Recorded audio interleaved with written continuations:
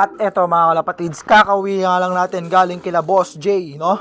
Flying Lucky Develop, ayan, J Suarez. So ito yung mga pinadala niya sa atin, no? Na available lahat to sa Yellow Basket mga kalapatids, no? Bossing High Protein Water Mixture. Gamit ko to dati mga kalapatids, ito yung lalagyan, no? Oh, ito yung patunay mga kalapatids na gamit ko to dati. Ayan, Bossing High Protein Water Mixture. Ito yung gamit ko dati. So, ang dami kong pinaglagyan nito, hindi ko lang punasan na. So, ito yung gamit ko dati. Ayan, napaka-effective. No? Kaso naubusan ako ng stock. Ngayon lang nagka-stock. Diyan sa Yellow Basket, ayan, meron na rin. No? Napakaganda ng quality nito.